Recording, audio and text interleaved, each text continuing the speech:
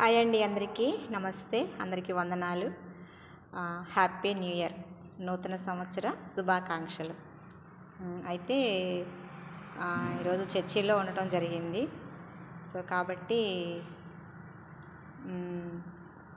మీ అందరికీ చూపిస్తున్నాను, చూడండి మా చర్చి ఎలా ఉంటుంది అనేది.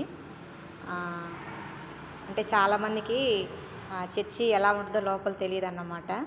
సో కాబట్టి ఇలాంటి వాక్యాలు ఉంటాయన్నమాట, మంచి మాటలు ఉంటాయి. ఇలా గోడల నిండా వాక్యాలు ఉంటాయన్నమాట. ఇదిగోండి, అంటే నేను సెల్ఫీ కాబట్టి వీడియో అక్షరాలు రివర్స్లో వస్తాయి. సో కాబట్టి ఈసారి మామూలుగా తీస్తాను. ఇదిగోండి, ఇది వచ్చేసి ఆత్మఫలాలు. ఒక మనిషిలో ఏముండొచ్చో ఏముండకూడదు అనేది అన్ని అంశాలు అన్నమాట. ఆత్మఫలాలు 9 ఉంటాయి. సో కాబట్టి వీటిని బట్టి మేము నడుచుకుంటూ ఉంటాము.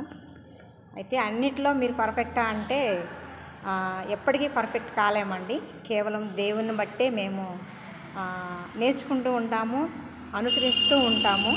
కొన్నిట్లో సక్సెస్ కాలేము, కానీ అది రీచ్ అవ్వాలని మాత్రము ప్రయత్నం అయితే ఆగదు, అంతటితో ఆగదు.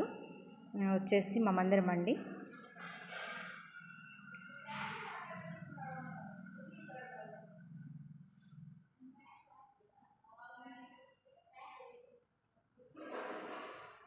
ఇది వచ్చేసి మా మందిరం అన్నమాట. అయితే మందిరంలోకి వస్తే మాత్రము చాలా ప్రశాంతంగా ఉంటుందండి.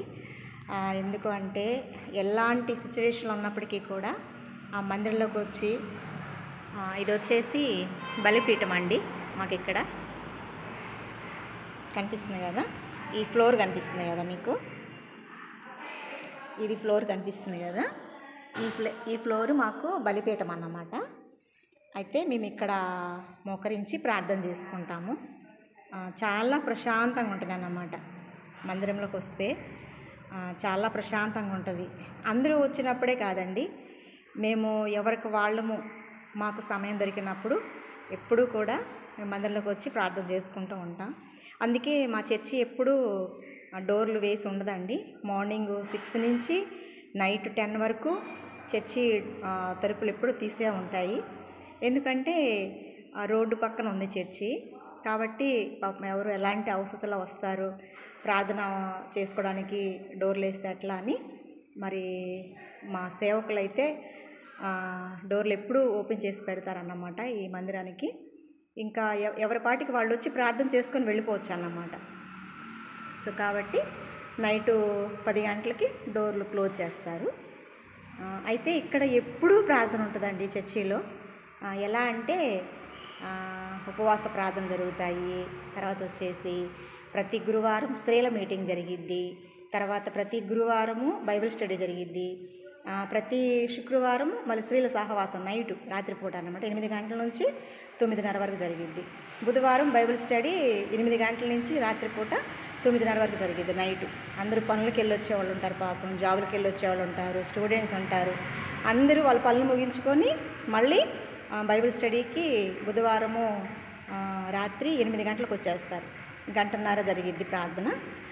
9:30 కల్లా, నైట్ 9:30 కల్లా మళ్ళీ తిరిగి వెళ్ళిపోతాం అన్నమాట.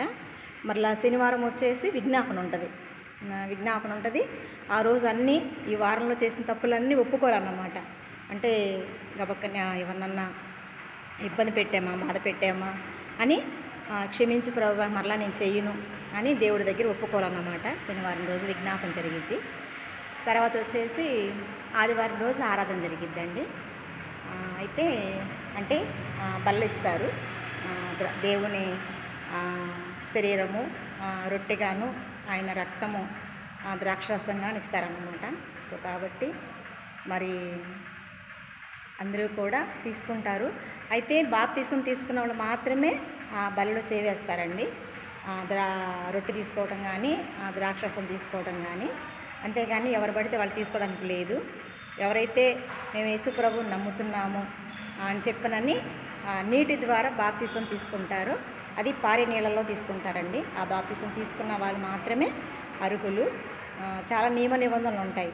క్రైస్తవ జీవితం అంటే ఆషామాషి కాదండి.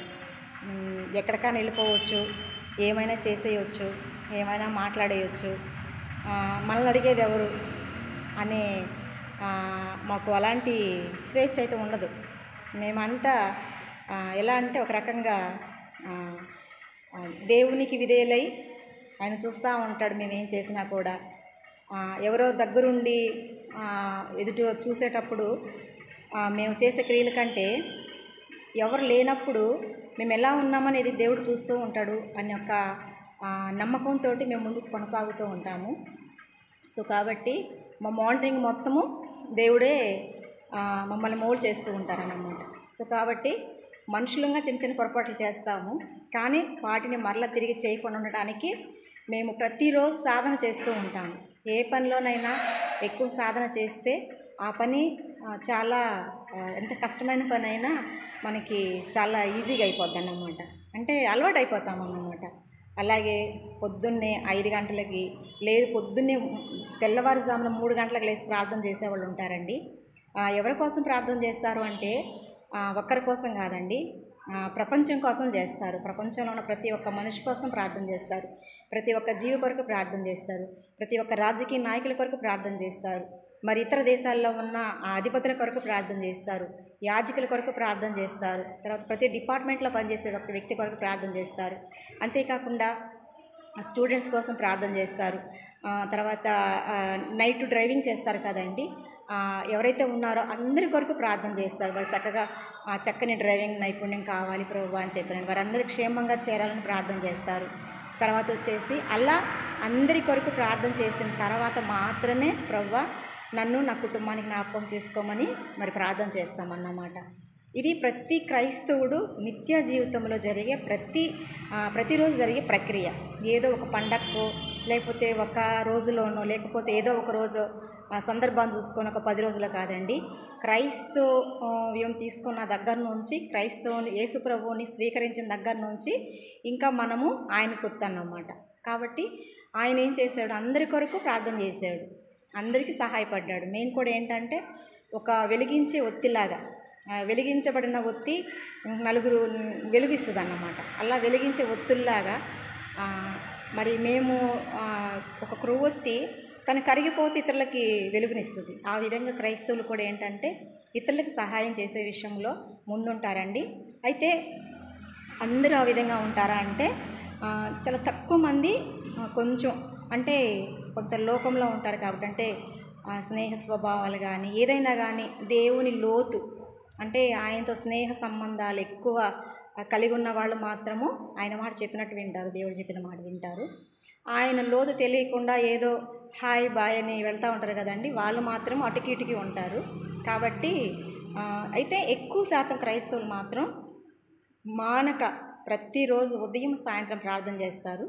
అయితే ఇంకా కొన్ని చోట్ల అయితే ఉదయం మధ్యాహ్నం సాయంత్రం 3 పూటలు ప్రార్థన చేస్తారండి. క్రైస్తవుడు ఏంటంటే క్రైస్తవ్యం అంటే చాలామంది చాలా చాలా ఈజీగా చెప్తారు, వాళ్ళు ఏదోనండి అని అంటారు. కానీ క్రైస్తవుడు అంటే ఈ లోక ఆశల్ని చాలా వరకు ఇది నాకు వద్దు అనుకోవటమే. ఈ లోకంలో చూస్తుంటే రంగుల ప్రపంచంలో ప్రతిదీ కావాలనిపిస్తుంది, కానీ వాటికి అడ్డుకట్ట వేయటమే మా ఆచరణ విధానం. అంటే మాకు యేసు ప్రభువు నేర్పిన విధానం ఏంటంటే ప్రతిదీ కూడా కంటికి చూసిందల్లా మనకి కావాలనుకోకూడదు అన్నమాట. కాబట్టి చాలా చాలా కఠినమైన పరిస్థితుల్లో నుంచి మేము ముందుకు వెళ్ళాలన్నమాట. క్రైస్తవులో ఉన్న వాళ్ళకి మాత్రమే తెలుస్తుంది. అంతేకాకుండా కొంతమంది అబ్జర్వ్ చేస్తారు మమ్మల్ని, వీళ్ళు ఎలా ఉన్నారు, వీళ్ళ ప్రవర్తన ఏంటి, వీళ్ళ పరిస్థితులు ఏంటి అని చెప్పానని. కాబట్టి మేము కష్టపడుతూ కూడా చాలా కష్టాన్ని ఎదుర్కొంటూ కూడా మేము చాలా ముందుకి సంతోషంగా కొనసాగుతాం. లేమిలో కూడా చాలా ఉన్నతంగా ఉంటాం, కష్టాల్లో కూడా నవ్వుతూ ఉంటాం. దేవుడు మాకు అదే నేర్పించాడు అన్నమాట. అయితే మాకు ఎందుకు అలా మేము అంత సపోర్ట్గా ఉంటామంటే మా కొరకు మరి సంఘంలో ఉన్న ప్రతి ఒక్కరూ ప్రార్థన చేస్తారు.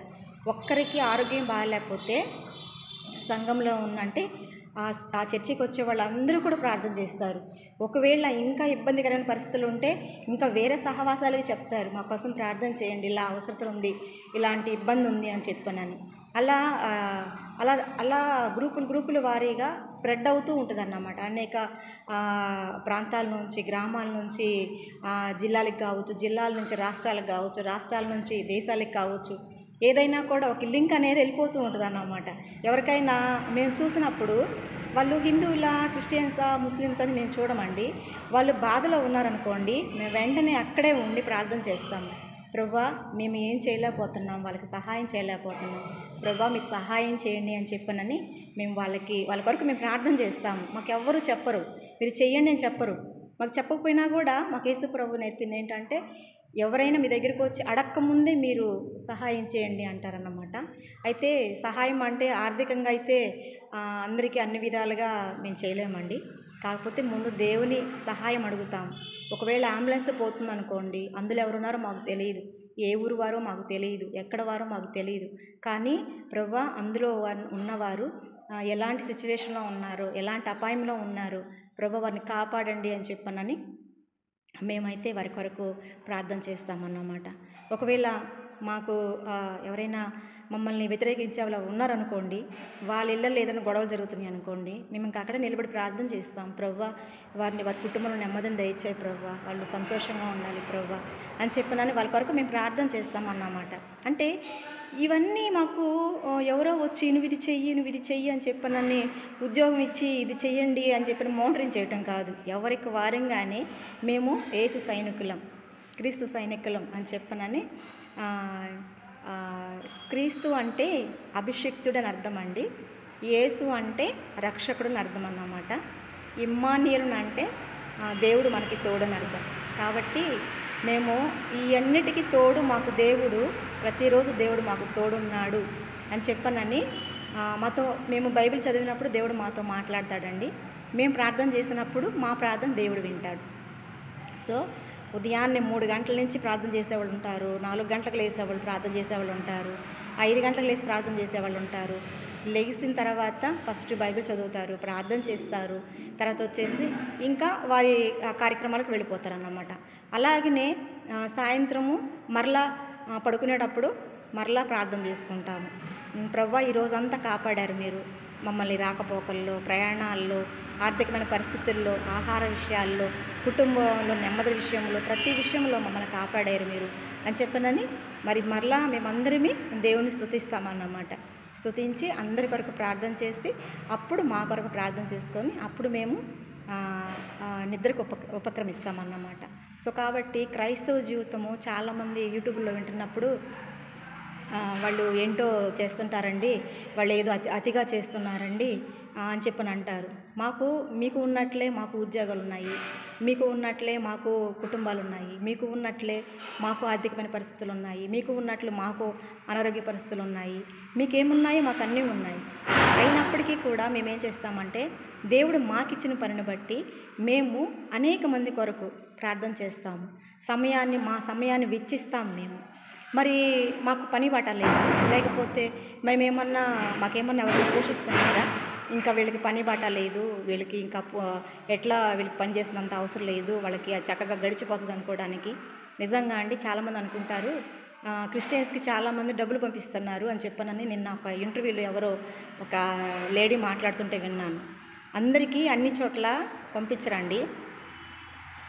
ఎందుకు అంటే ఉన్నత దేశాల్లో కూడా ఈ రోజున మనకి వాళ్ళు కష్టపడి సంపాదించిన అమౌంట్లో నుంచి 10% తీస్తారు. అది ఎవరికి పంపిస్తారంటే ఎక్కువగా భారతదేశానికి పంపించేవాళ్ళు. ఎందుకో తెలుసా, మనము అట్టడుగులో ఉన్నామని, మనకి అక్షరాస్యత లేదని, మనం దారిద్ర్య రేఖను ఉన్నామని చెప్పనని, మనకి అనారోగ్య పరిస్థితుల్లో ఉన్నామని చెప్పనని ఎంతోమంది క్రైస్తవ మిషనరీలు వచ్చారన్నమాట మన దేశానికి వచ్చి వాళ్ళు లగ్జరీ లైఫ్ని పోగొట్టుకొని మరి ఇక్కడికి వచ్చి ఎన్నో అవమానాలు, నిందలు, మరి ఎంతగానో ఇబ్బంది పడి మరి చాలామంది ఇక్కడే చనిపోయారన్నమాట. వాళ్ళ దేశాలను వదిలిపెట్టి రావడానికి ఎవరు మోటివేషను? యేసు ప్రభువేనండి. మరి మదర్ తెరిసా గారు మరి ఇండియాకి రావడానికి కారణం ఏంటి? కలకత్తాలోకి వచ్చి మురికివాడల్లో కుష్ఠరోగులకి చేయాల్సినంత అవసరం ఏంటి? ఇక్కడ ఉన్నవారు చేయొచ్చు కదా. ఇంతమంది గొప్ప చాలామంది సేవకులు ఉన్నారు, అనేక ధర్మాలను పాటించే వాళ్ళు ఉన్నారు, ఎందుకు చేయలేదు? మరి ప్రపంచానికి మదర్ తెరిసా అమ్మ ఎందుకు అయింది అంటే యేసుప్రభు నమ్మింది. ఆమె ప్రేమ చూపించింది, యేసుప్రభు ప్రేమ చూపించిందన్నమాట. మాటలు చెప్పడం చాలా ఈజీ అండి, కానీ దాన్ని అనుసరించి చూడండి అది ఎంత కష్టమో తెలుసా. ఒక్క అబద్ధాన్ని ఎదుటి వాళ్ళని మెప్పించాలని చెప్పనని అబద్ధాలు చెప్పేవాళ్ళు మీరు ఆ అబద్ధాలు ఆపండి, అది జయించండి మీరు. అది ఎంత కష్టమైన పని మీకు తెలుస్తుంది. అంతేకాని క్రైస్తవులకి ఏం పని బట్టలు లేకపోతే కోట్ల ఆస్తి ఇతర దేశాల నుంచి ఎవరికి రావట్లేదండి. మేము కూలి పని చేసుకునే వాళ్ళు ఉన్నారు. ఎందుకంటే ఎప్పుడైనా కష్టపడే వాళ్ళకి ఎదుటివారు కష్టపడుతుందన్న ఒక విషయాన్ని మనకు తెలుస్తుంది. కష్టమనే తెలియకుండా పెరిగిన వాళ్ళకి చూసిందే అది నిజమని కాదు. వాళ్ళ లైఫ్లోకి వెళ్ళండి, వాళ్ళ జీవితాల్లో చూడండి, మీరు కొంతకాలం వాళ్ళతో ట్రావెల్ చేయండి, అప్పుడు అది వాళ్ళు నిజమా అబద్ధం అనేది మీకు తెలుస్తుంది అన్నమాట. సో కాబట్టి ఈ రోజున చాలామంది అంటున్నారు ఫారిన్ దేవుడు ఎక్కడి నుంచో వచ్చాడని చెప్పానని. మరి ఇక్కడి నుంచే ఫారిన్ ఎందుకు వెళ్తున్నారు?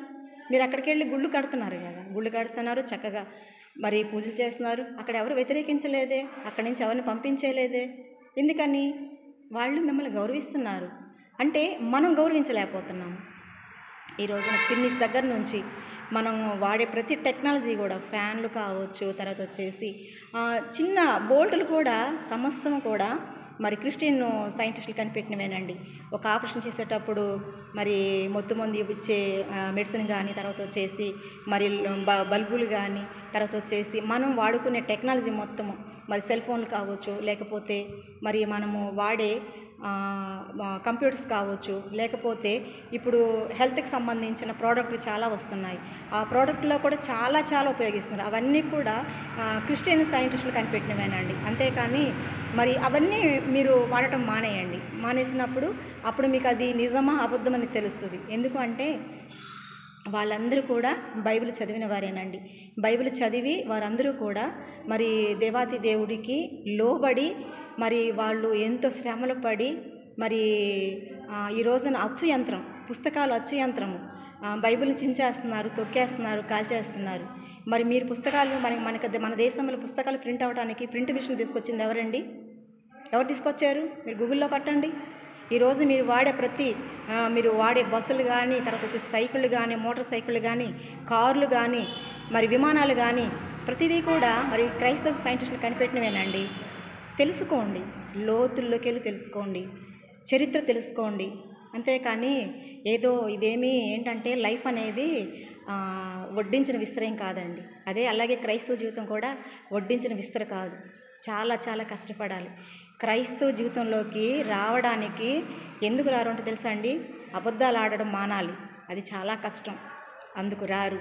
తర్వాత వచ్చేసి ఇతరుల్ని అబద్ధాలు చెప్పి వాళ్ళ సొమ్మును కొంచెం కాజేయాలి, అది చాలా కష్టం, అది మానుకోవటం కష్టం. మనం ఎదగాలంటే ఇంకొకరు తొక్కాలి, కాబట్టి అందులోకి రారు. ఇంకోటి వచ్చేసి త్రాగుబోతులు ఉన్నారు, త్రాగే వాళ్ళు ఉన్నారు, వాళ్ళ కుటుంబాలను పాడు చేసుకుంటారు, కానీ వాళ్ళు ఎంజాయ్ చేస్తారు, అది మానుకోవాలని ఇక్కడికి రారు. ఇంకా చాలా పాపాలు ఉన్నాయి లోకంలో, వాటన్నిటిని మానుకోవాలంటే రారు. కేవలం శరీరేచ్ఛల్ని వదులుకోలేక క్రైస్తవుల మీద బొద జల్లుతున్నారు. వాస్తవంగా జనవరి 1 అనేది, జనవరి 1వ తారీఖు అనేది ఈ రోజున చాలామందికి తెలియని మర్మం ఒకటి ఉందండి. యేసు ప్రభుకి ఈరోజు మనకి పిల్లలకి పుట్టినప్పుడు వాళ్ళకి పిల్లలకి స్నానం చేపిస్తాం కదండి. కొంతమందికి 7వ రోజు చేపిస్తారు, కొంతమందికి 9వ రోజు చేపిస్తారు. కానీ యేసు ప్రభుకి బైబిల్ గ్రంథం ప్రకారము 8వ రోజు ఆయనకి స్నానం చేయించారన్నమాట. ఈ రోజు ఆయనకి పేరు పెట్టిన రోజు అన్నమాట. వాళ్ళకి దేవునికి దేవుడు వాళ్ళకి ఇచ్చిన గ్రంథము మొదట్లో వచ్చేసి క్రొత్త నిబంధన, పాత నిబంధన అన్నమాట, ధర్మశాస్త్ర గ్రంథము. నెరవేర్చడానికి వచ్చిన యేసు ప్రభు ఆయనకి ఆ రోజు స్నానం చేపించి ఆయనకి పేరు పెట్టి ఆ రోజు దేవాలయంలో మరి ఆయనకి చేయవలసిన కార్యక్రమాలన్నీ చేశారన్నమాట. సో కాబట్టి చాలామందికి తెలియదు. జనవరి 1 వస్తుందంటే నైటు మేము అందరం చర్చిలో ఉన్నాము, చాలామంది యవ్వనస్తులు బళ్ళు వేసుకొని పెద్దగా అరుచుకుంటూ మరి పెద్ద కేకలు వేసుకుంటూ మరి తాగున్నారో తాగలేదో కావాలన్నారో సరే తెలియదు, కానీ అంత స్పీడ్గా బండ్లు దోలుతూ అరుచుకుంటూ వెళుతున్నారు. అసలు ఏంటి 1వ తారీఖు, జనవరి 1వ తారీఖు అంటే ఏంటండి? చాలామందికి తెలియదు, తెలుసుకోండి. యేసు ప్రభువుకి స్నానం రోజు అన్నమాట. అంటే డిసెంబర్ 25వ తారీఖు యేసు ప్రభు పుడితే మరి జనవరి 1వ తారీఖు మరి ఆయనకి స్నానం చేసించే రోజు అన్నమాట. సో కాబట్టి ఈ విషయాలు చాలామందికి తెలియదు. తెలుసుకోండి. సమయాలు సెల్ ఫోన్లో కూర్చొని పిచ్చి పిచ్చి పార్టీ అని చెప్పనని ఈ టిక్ టాక్లు అవన్నీ చూసుకునే కాడికి చరిత్ర తెలుసుకోండి. ఒకసారి బైబిల్ గ్రంథం చదవండి. బైబిల్ని తప్పు అని చెప్పడానికి చదివిన వాళ్ళు ఆయన భక్తులు అయిపోయారు అన్నమాట. అందులో నేను ఒకదాన్ని అన్నమాట. అది అంతకుముందు చెప్పుకున్నాను నేను. ఎందుకంటే దేవుడు నాతో మాట్లాడితేనే, ఎవరో చెప్తే నేను మందిరానికి రాలా. నాకై నేను మందిరానికి వెళ్ళాను. నేను యేసు ప్రభుని నా 27వ సంవత్సరాన నేను స్వీకరించాను.